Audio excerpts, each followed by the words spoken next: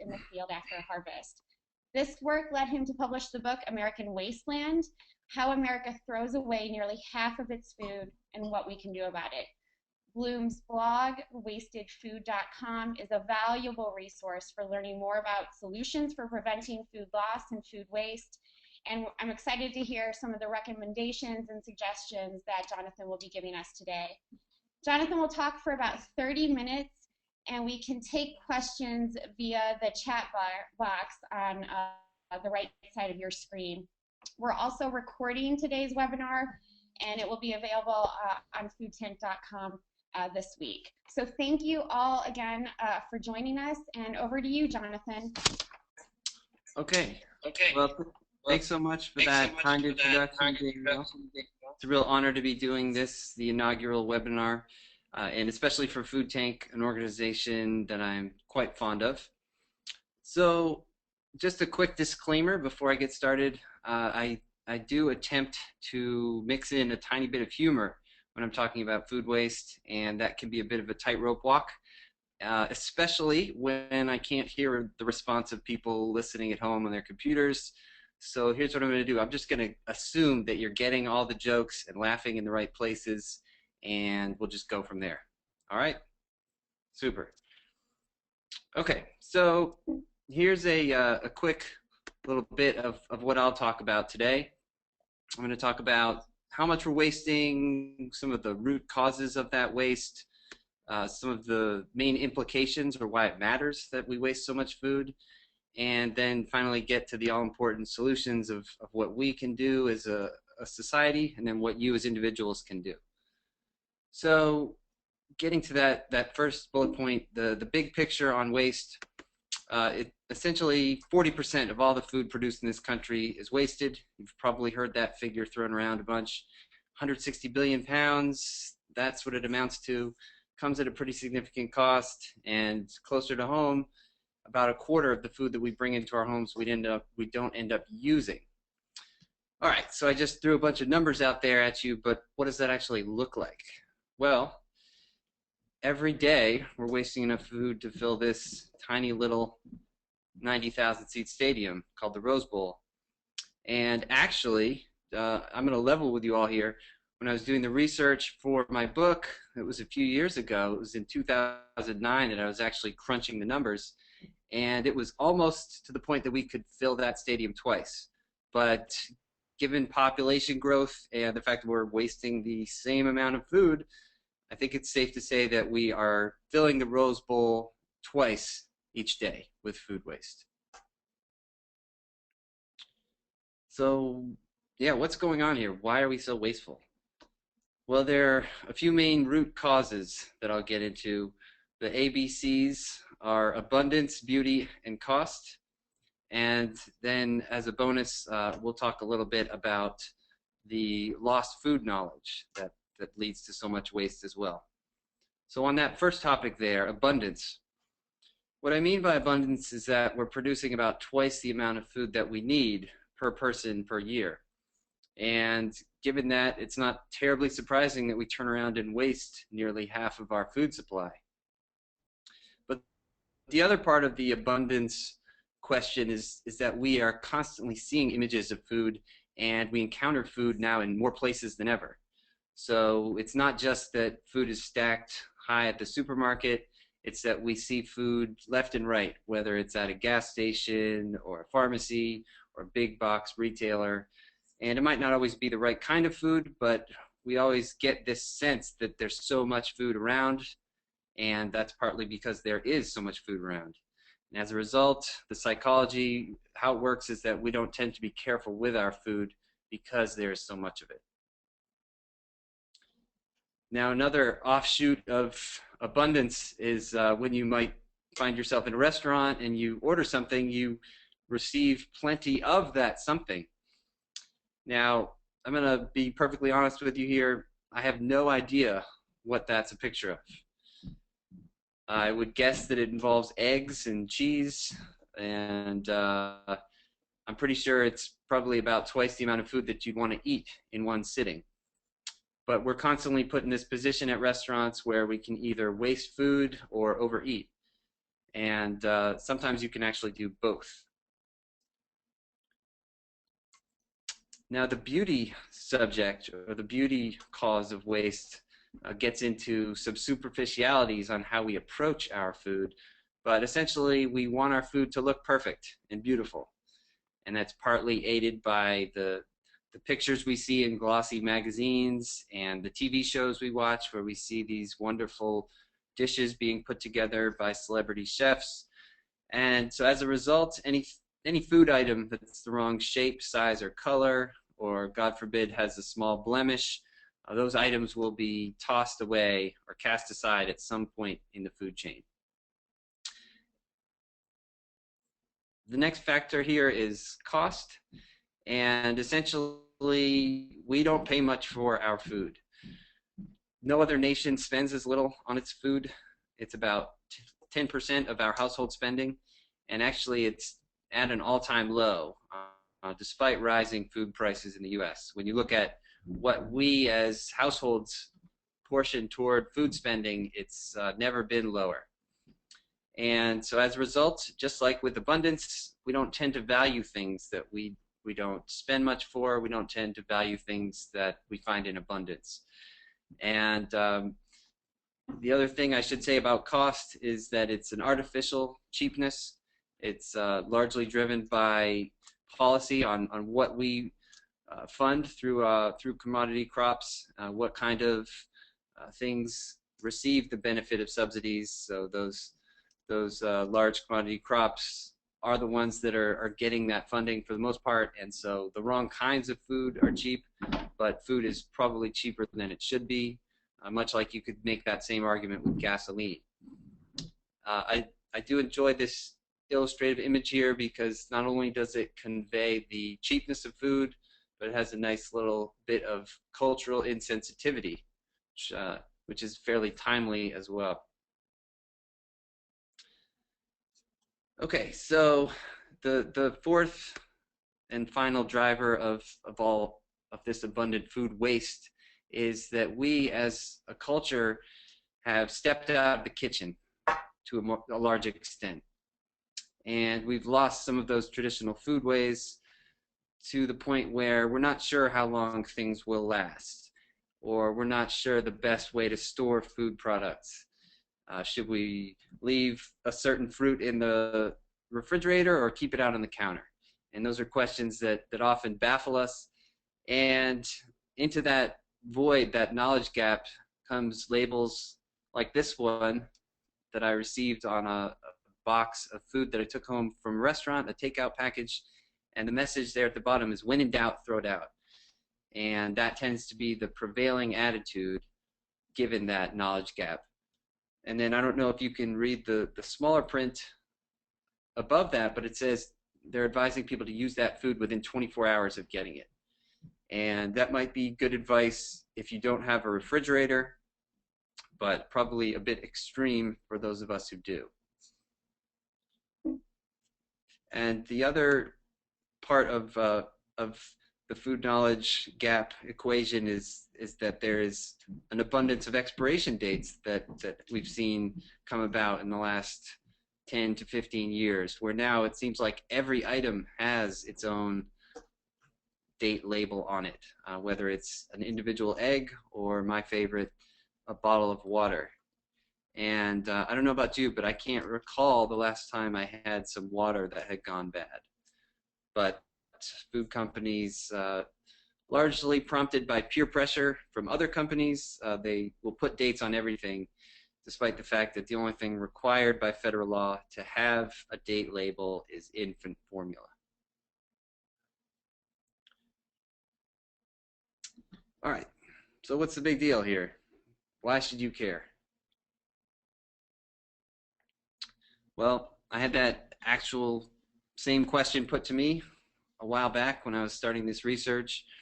I told a newspaper editor that I was really excited about raising awareness on food waste and that this was a topic we should really focus on.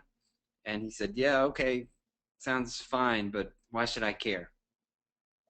And yeah, I didn't have a great answer for him that day. This was an editor at the New York Times. And yeah, I wanted to say we should all care about food waste just because, right? I mean, it's pretty self-evident, but it turns out that's not all that persuasive a thesis statement. So what I did that day or after that encounter was go back to the drawing board and come up with something a little more intelligent, hopefully. But what I'll pass on to you and what I came up with after that is that we shouldn't waste food because it's ethically, environmentally, and economically harmful. And so I'll just go through these one by one, and then we'll get along into the solutions. So from an ethical standpoint, there's a certain saying that comes to mind, at least for me, and I'm sure is popping into some of your heads when we think about how we should approach food given the amount of people who don't have food, and what we should do to avoid waste.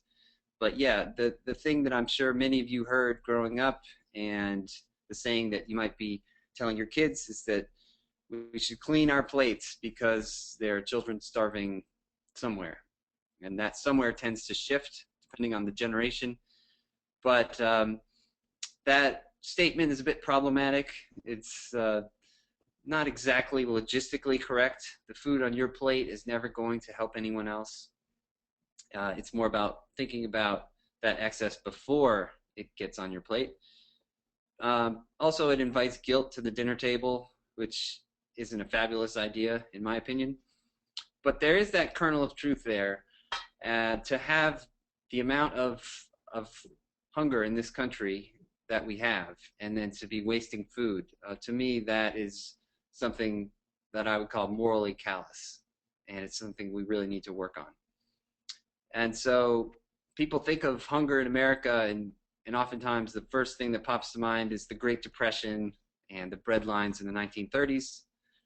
But certainly hunger is anything but history, and it is alive and well, unfortunately, in America and just about every country in the world.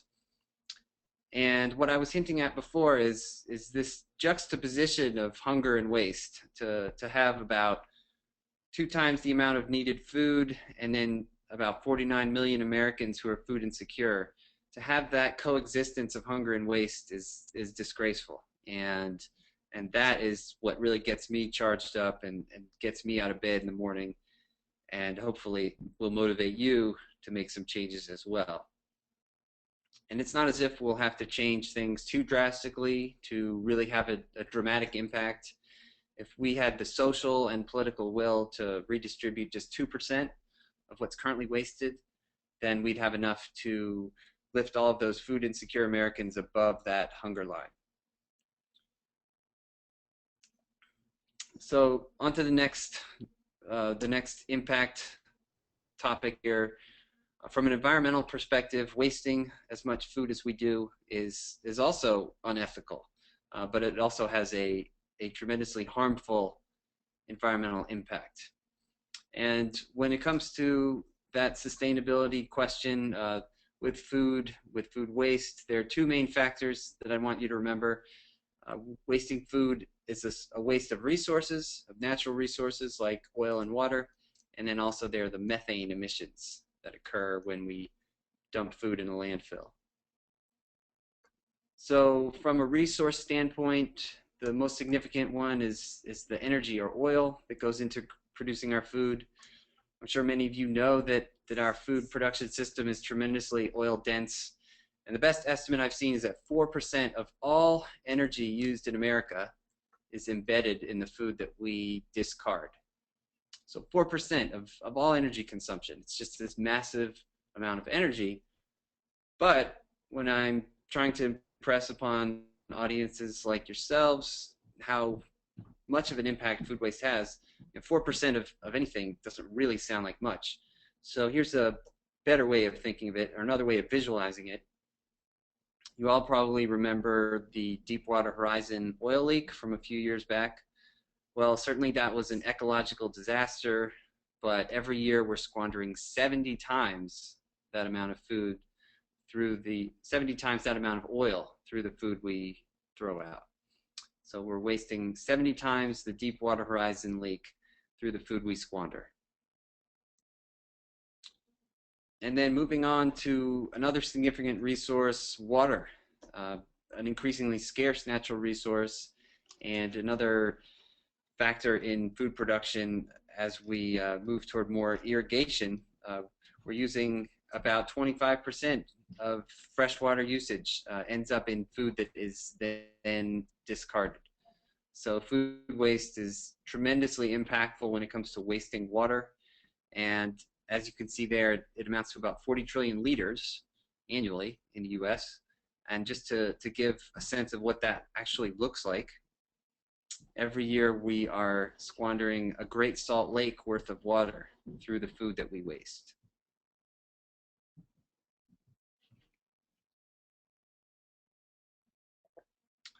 All right, and then the final environmental topic is the methane emissions that occur when we throw away food. It's pretty simple. When food decomposes without air, it creates methane, a greenhouse gas that's more than 20 times as potent as CO2 at trapping heat. So essentially we're aiding climate change from our kitchen waste bins, and it's something that really does not need to happen and can be avoided through composting or anaerobic digestion. Unfortunately, about 95% of all food scraps end up in a landfill or incinerator, so there's plenty of room for improvement there. And then the last part here, the economic impact, it's pretty simple, so I won't dwell on it too long, but it's essentially a poor use of financial and human resources to be wasting 40% of our food. I know that's not exactly rocket science and it's not controversial, but something we should consider and one of the main motivating factors to impacting change, especially with for-profit companies. But the quick estimates globally, $750 billion is tied up in food we don't use. And as I mentioned at the top, almost $250 billion is squandered in the US.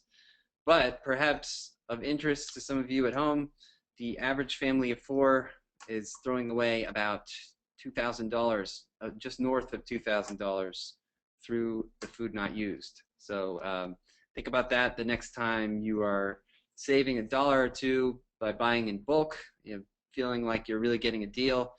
We don't usually factor in the expense of the food that we don't use on the back end, the stuff that we throw away. All right, so where do we go from here? Well, it'd be really funny if I said, well, I don't know, you tell me. I actually do have a couple suggestions, so let's move into those. There's that old reduce, reuse, recycle mantra that is very effective here and very applicable. Now, the thing about that mantra is we love to throw that around, and people are really excited to pursue the last part of that saying, the recycle bit. But it is a hierarchy, and there is a reason that reduce is the first item mentioned. Too often we don't necessarily focus on that, though, because reducing our waste requires behavior change, and that can be both frightening and a bit tricky. But bear with me. We'll go through it step by step, and I'll show you that it's really not that difficult.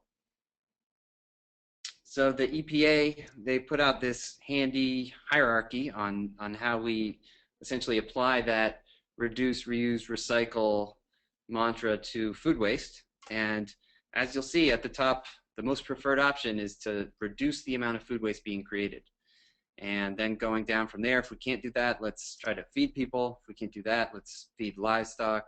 If we can't do that, industrial uses is this nebulous phrase that encapsulates anaerobic digestion or rendering. And then if we can't do those 4 things, then let's try to compost that excess food we have. And only if we can't do any of the above should we be landfilling or incinerating. Unfortunately, as I said before, 95% of food scraps end up in that bottom category. So plenty of room for improvement there. So some specific solutions on a society-wide level. From a policy standpoint, there's this wonderful idea of banning organic waste from landfills, and let's try to prevent this scenario from happening. And that's happened in Massachusetts, Connecticut, Vermont, Rhode Island, in addition to many parts of the European Union. So it's just now happening on a state level, and hopefully that will continue and possibly reach a national level. Fingers crossed on that one, because that is my first wish, and I think would be the best solution toward approaching food waste reduction, is to ban the landfilling of organics, and in that it would have a dramatic impact throughout the food chain on how we approach food. So I think that one policy step would have a huge ripple effect throughout our food system. Another legislative tactic we could turn to is by making composting mandatory, either doing that or instituting more of a robust composting infrastructure, and then hopefully incentivizing people with possible tax deductions. But however we do it, whether it's by the carrot or the stick, we need to start generating food waste as a resource, or generating a resource from food waste. And I think part of that would be to shift how we think about food waste, and maybe even that gets into the semantics. Maybe calling it waste is part of the problem. And if we were to think about our food scraps as a resource, whether it's for composting and creating a soil amendment, or through anaerobic digestion, where we could then create energy from that food supply, that excess food supply. I won't call it waste. In either way, that will be miles ahead of where we are now. Another step that we can take is food recovery, redistributing the excess food to people in need. And we have that glut of insecurity, food insecurity, in addition to that glut of excess food. So let's just put the two together, and many people, many wonderful organizations are already doing that. City Harvest in New York is a big one, DC Central Kitchen as well, where I sort of first came onto this topic. And that picture is actually from the Fancy Food show in New York, and just to sort of show that there's all kinds of excess, and it doesn't necessarily have to be stuff that's a bit icky. It's certainly can be high-end excess as well, and anyone who's volunteered in that world will be able to attest to that. And there's also a federal shield law, the Bill Emerson Good Samaritan Act. So if anyone does want to donate food, if any businesses are interested, they are protected from liability. So if they use the excuse that they'd love to donate but they don't want to be sued, then they either don't know what they're talking about, or they're sticking their head in the sand and pretending not to know the legal situation.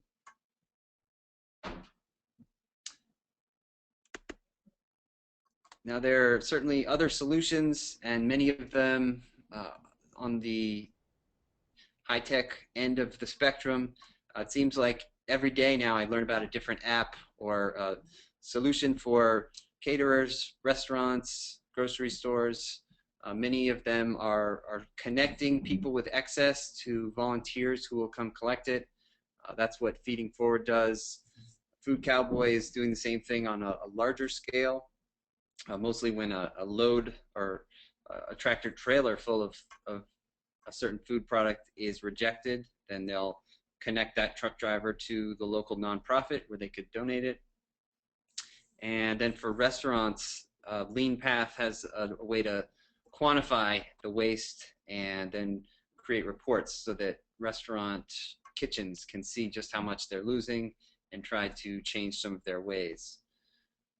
So plenty of new solutions coming online each day, and actually Food Recovery Certified was just announced, I believe, yesterday, And basically they're giving restaurants and supermarkets the credit that I believe they receive, or they should receive, if they donate food. Uh, Giving them a sticker to put on their door to say, we proudly donate food to those in need. And I think sadly that's often lacking. For some reason, stores and restaurants don't want their customers to know that they're doing the right thing in donating that excess. Now, with food recovery, a rich and new target for finding that excess food is farmers markets. And too often, there's that excess at markets that often ends up being composted. But this is often the healthiest and freshest food. It's local, many times organic, but certainly stuff that soup kitchens and food pantries would want. But it does require a bit more logistical uh, logistical creativity in getting there in time, because the food items are so perishable. But in Los Angeles, Food Forward is doing a nice job, and this is from the Santa Monica Farmers Market, and Farmer Food Share near me in North Carolina does a wonderful job of harnessing that excess from farmers and channeling it to those in need. Similarly, that same kind of healthy local food can be repurposed through gleaning outings. And if you've ever had the chance to go gleaning, you know what a wonderful opportunity that is, not only to recover food that otherwise would be plowed under, but also to learn more about your food system and learn where your food comes from.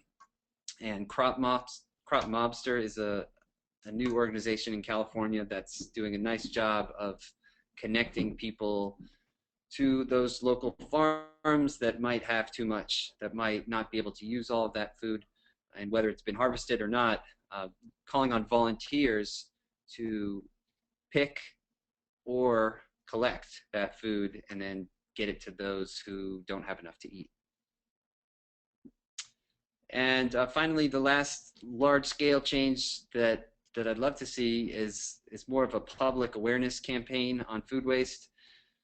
The Woodsy the Owl campaign had a nice impact on my childhood. I can't remember the last time I went into the woods and littered for fun. And so hopefully there can be something similar on a national level. EPA is working on this thing called Food Too Good to Waste. The jury's out on whether or not it can reach the national level.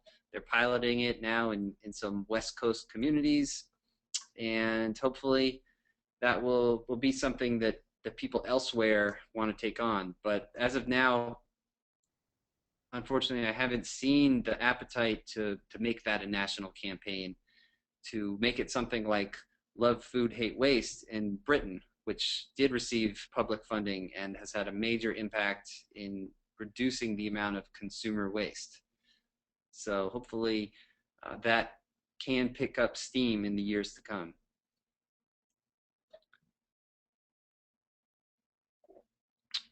Okay, so for the last part here, just kind of pointing the finger at you all. What can you do as individuals who perhaps might waste food from time to time?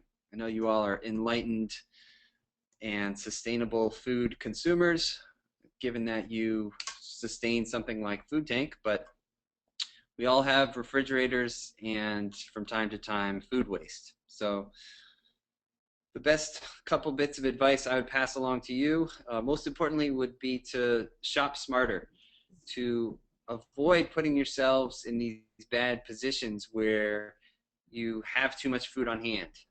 So you're essentially buying waste. And one way to do that is to shop more often, to take that European marketplace approach where you're buying dinner for that day in the afternoon or right after work. That requires some nimbleness. You might not be able to pull that off. So if that's the case, then if you're going to do that larger weekly trip, it's really important to plan your meals and make a detailed list and then stick to that list. But I would advise if you allow your kids to participate in that list making process, just double check what's on that list so you don't end up with any reptiles in your bag. And I believe that that item was supposed to be snacks, but it ended up as snakes. But anyway, you want to avoid this situation where you have that packed refrigerator. You have so many fresh foods, you couldn't possibly use all of them before they go bad. And compounding the problem, you can't really see everything. And so as a result, you end up losing about a quarter of what you buy. And so incidentally, just keeping things visible, and whether it's avoiding clutter in your refrigerator or simply having things in clear containers, um, or putting the newer stuff in the back, pushing the older stuff to the front. Those are all tips that I think will help you in your quest to reduce home food waste. And when you go out to eat, basically try to avoid this situation where you're put in this bad spot where you can either overeat or waste. Maybe ask the server how large the portions are, share some portions, cut it in half, and put half of it in a to-go container before you even start, or simply just be leftover aware, and as you're eating, try to avoid overeating. So yeah, the opposite of that massive plate of food would be to just really be a bit smarter about how we approach portions in our home when we do have control. Maybe let people take their own food and make it comfortable for friends and family to take seconds. So we don't overload people at first and we let them figure out how much they want to eat. That image there might be a little bit of an extreme in the other direction, but I think you get the point. And another real waste delayer is your freezer. So learn to use that when you have too much of something that you're not going to use. I think of my freezer as a real ally in the fight against food waste. And if you are tempted into some of those bulk purchases at the store, the buy one, get one free, which do lead to some problems, especially with those perishable items, then putting something in your freezer is a real waste avoider and a real help. Now, I mentioned expiration dates in the beginning part of the webinar, and here's a little bit of controversial advice that my team of lawyers would wishes I didn't say, but we really should ignore expiration dates if you don't want to be throwing away good food. Or another way of thinking of it is to treat them as a guideline. And that's to say that we should trust our senses, our sense of smell, taste, even sight, rather than that date which is stamped on the package of those products and really has a whole lot of caution built into it and does not refer to food safety. Those expiration dates are rather a measure of food quality. So companies are putting those dates on there because they want you to eat their goods at their peak freshness. But as a result, if we're treating that date on the package as the be-all, end-all, or as the exact moment that that food goes bad, then you are going to be tossing plenty of good food. And for those who aren't sure if they can trust their senses, if you might be wondering whether or not you have these highly developed senses of smell, taste, and sight, if you're not sure if you've ever smelled bad milk, you haven't. All right. The next bit of advice would be to really make use of doggy bags, and hopefully we as a culture can make doggy bags cool, but not this kind of doggy bag, and certainly not that kind of doggy bag, but rather this kind. And so yeah, taking food home from a restaurant is a neat way that you can do your part. It's the green thing to do. It's economical. Last night's dinner makes a great lunch today. So I don't quite understand why people wouldn't want to take food home from a restaurant, being someone who is a leftover lover. But I do understand there are some folks out there who don't necessarily love leftovers. I've heard talk of you folks. I don't get you. I don't understand you. But if you are someone who doesn't love leftovers, then maybe try to figure out a way to creatively reuse those leftovers and treat it as more of a game show or a contest to see if you can repurpose that food. Or there's plenty of people maybe you might encounter on your walk home from the restaurant who would love to have those leftovers. So that's sort of an ad hoc way of doing food donation. All right, and the last bit of advice here is to really try to connect with your food, to get closer to it. Now, all the more important with kiddos and kiddies, this is sort of the ultimate combination of internet cuteness, hopefully. But the serious message is the kids who know where their food comes from are more likely to be healthy eaters, but also to waste less food. And so when you put those vegetables on their plate, if they're coming from their home garden, then chances are they're going to eat those items, whether it's broccoli, kale, Brussels sprouts, or whatever it may be. And it doesn't have to be just growing your own food. That getting closer to your food might mean shopping at a farmer's market or even going to a farm to pick up a CSA box. Maybe it just means cooking your own food, as our friend the kitty cat is doing there. So really, however we go about doing it, just knowing where your food comes from and feeling closer to it will lead to a healthier approach to food and, most importantly, from my perspective, less waste. All right, and I wanted to close with this final thought here, sort of zooming out a bit. When we think about the global population in 2050, the estimates are that there will be 9 billion people at least. Now that's a lot of zeros and a lot of mouths to feed. And so when ag policy people think about those two numbers, they often jump to the conclusion that we'll have to increase production by 60 or 70%.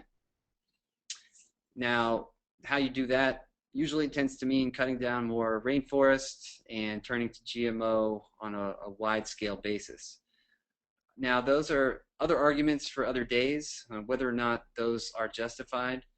But my point here is that before we do that, before we take those dramatic and irreversible steps, let's try to focus on efficiency and try to be as efficient with our food supply as we can. And only after we've done that should we then turn to those other measures. And from a really common sense standpoint, we have enough food to feed everyone on this planet.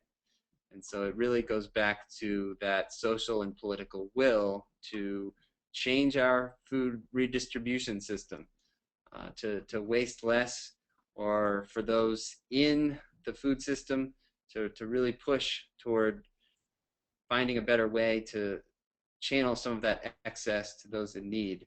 And for us as individuals to maybe not buy as much, or maybe buy the same amount and donate a quarter of what we buy to soup kitchens right off the bat, if we know we're wasting about a quarter of our food. So with that, I will stop for a moment, and I'd love to hear any of your thoughts and feedback on this topic that that I believe we really need to focus on. Danielle again. Thank you so much, Jonathan. I think your use of humor was really effective and made this issue a lot more palatable to folks, for lack of a better word. We have a couple of we have a couple of questions, so I will just read them to you and you can react. We have about 15 minutes. So the first is, when giving stats about food waste, what kind of products does this include? Does it include banana peels, animal bones, and other inedible scraps? Yeah, great question. So, uh, the amount of food waste in the U.S. does not include the inedible portion of food. The USDA puts out estimates, and they have what they call the edible share of food production. So no, it doesn't include that, which is nice because I think that would be a bit unfair to include that. But I should point out that that 40% estimate is just that. It's not concrete. It's an estimate looking at the number of calories produced in the U.S. versus consumed. And I always like to state that there's plenty of room for improvement with data on food waste.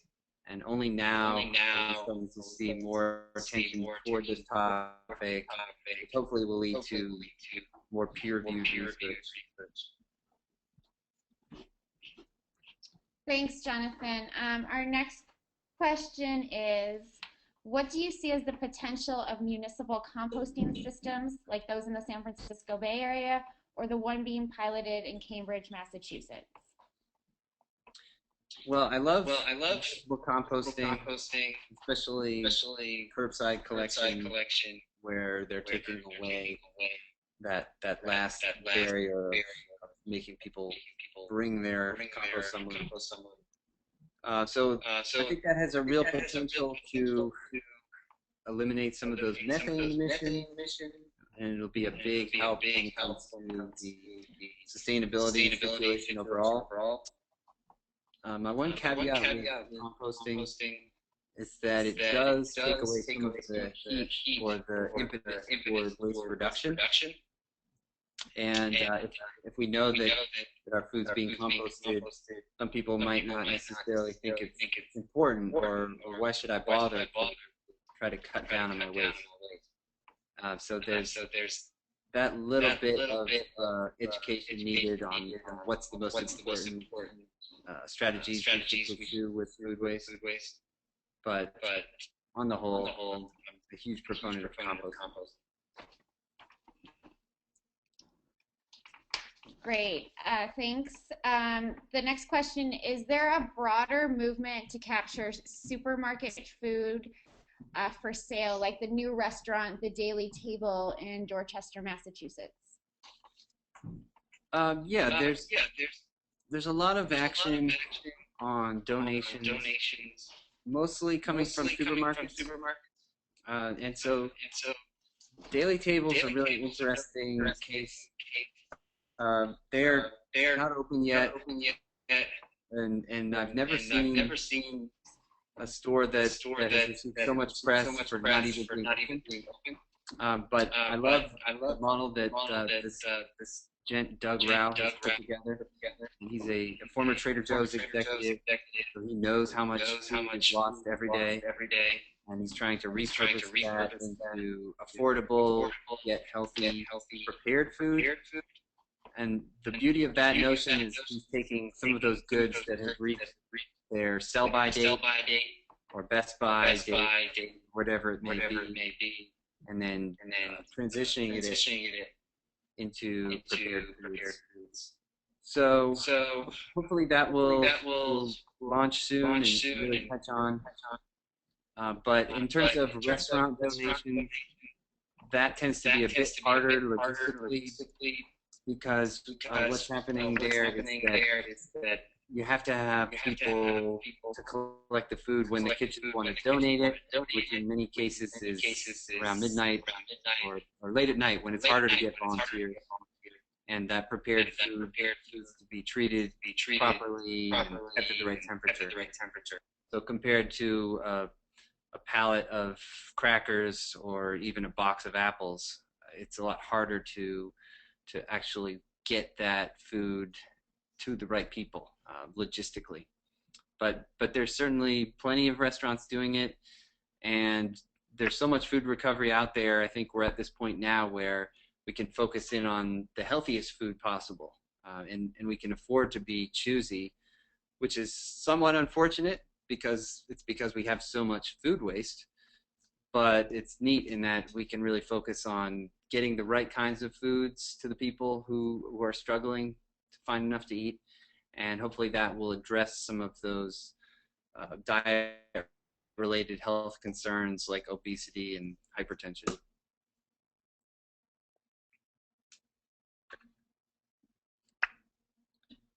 Great. Our next question is from a listener who says that you mentioned that there needs to be an ethical concern for answering the questions of why people waste food and what their attitudes toward food should be. She's asking if you could explain that in more detail, sort of on what grounds should Americans be concerned with food waste? Why is it a moral obligation? Yeah, well, that's certainly an individual decision that gets into certain uh, cultural and religious backgrounds. There's many belief systems, and I would venture to guess most belief systems are ones that say we should try to help each other and we should look out for those in need. But in particular, coming from the United States, where there's certainly that emphasis on helping each other, and there is that large, although shrinking net or safety net for those in need. Um, I think that to have the amount of excess food that we currently have, but then to not be doing as much with it, to me that's kind of shirking our social responsibility to help others in need. And I think that's kind of a common sense approach to the issue, but certainly it can be framed in religious clothing as well.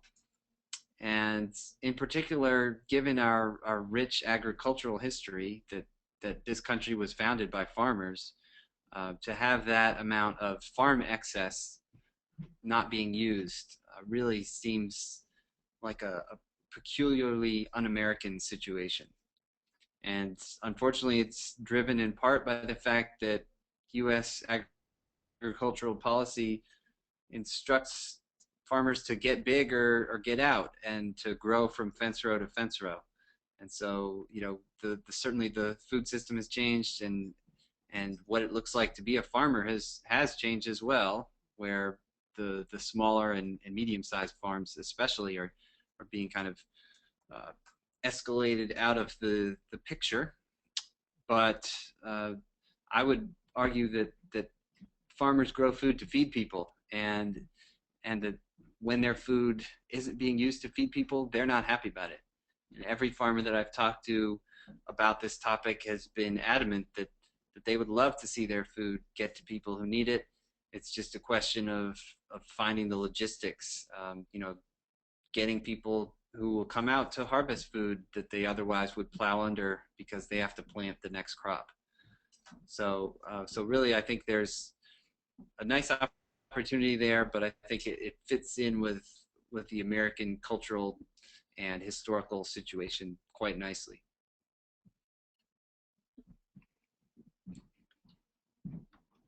Thanks. The next question is about expiration dates, and the listener asks, are some expiration dates related more to the packaging than the food item? For example, plastic containers that may contaminate food after a certain period of time. Well, I don't know of any packages that contaminate food per se, but it's a really interesting question.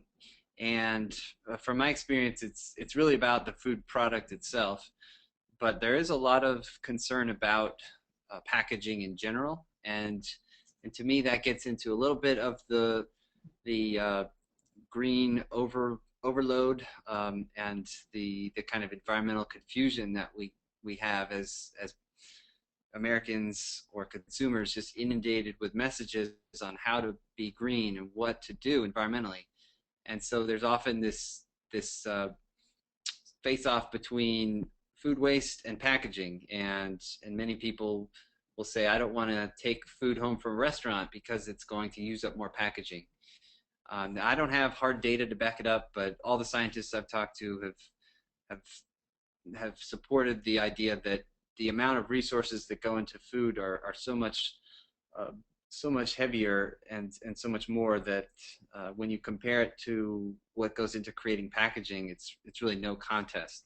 So, you know, there's always going to be a point at which it might not make sense to take home like that bite of food, uh, given the packaging that's being used by, say, this restaurant.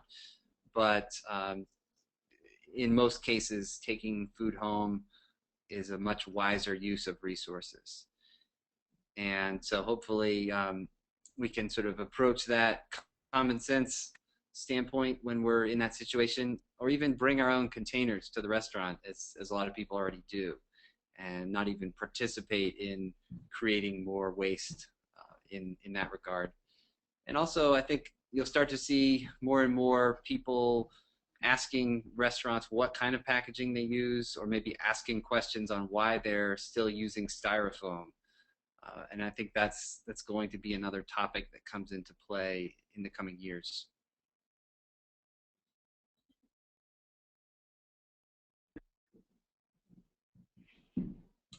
The next question is about how can we change the cultural and behavioral issues that prevent food from being redistributed or repurposed, particularly by the commercial sector, i.e., retaining a higher value for that food and not devaluing it as waste. Yeah, well, when when businesses approach that conundrum of what to do with their excess food, I think their first concern is being sued. And so if these businesses aren't aware of the liability protections, helping them to learn that they are protected is a great first step. Secondly, I would say we need to show them that there are potential tax benefits from donating, because I do think the economic impact is certainly a powerful one and a motivating factor for many businesses who are thinking about donating food or not. And there are also savings to be had from trying to reduce their waste stream by not having to haul as much food to the landfill. So that's another factor at play there. And yeah, just things like the Food Recovery Certified program, where I think there's positive uh, social awards or recognition that can be had. Any kind of way we can harness that goodwill, I think, is really valuable as well, because for-profit companies who do the right thing should be rewarded for that behavior, or at least we as consumers should be able to know that they're doing the right thing, or that they're redistributing food, and make that decision for ourselves. But then also on the policy level, the reason that so many companies don't receive tax deductions for donating is because it's not permanently written into the tax code. And so it's the kind of thing that needs to be renewed every few years. And so if that were to become more of a permanent part of the tax code, or as permanent as one could be, um, then that would have a real impact and approach in how financial planners at these companies approach food donation. I think it would make them much more likely to want to participate. The final question we have time for today is which of the options that you've talked about today do you think would have the biggest impact if we could choose to implement only one nationwide tomorrow? That's not an easy question, Jonathan. Well, yeah, I mean, I often joke that, you know, if I had three wishes and I couldn't wish for more wishes, then I would go with these three things. But if I had to boil it down to one thing, and I couldn't wish for that one thing isn't multiple wishes, I would choose the landfill ban on organics. And that's something that has worked quite well in the European Union, just making it illegal to dispose of food waste in a landfill, and thus prompting all of those negative environmental consequences.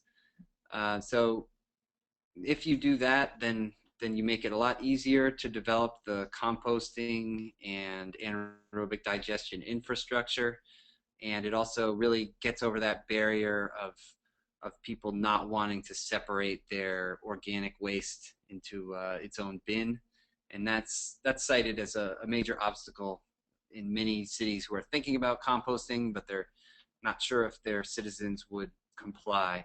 So yeah, I think that one instance of using the stick, of actually setting a hard rule on what we can and can't throw out, and in this case, what we can't throw away. I think that would really impact the food recycling movement, but also really help consumers and businesses and wholesalers, caterers, restaurants, supermarkets, etc. It would really help all of those parts of the food chain think about how much excess they're creating and find creative ways to reduce that food waste.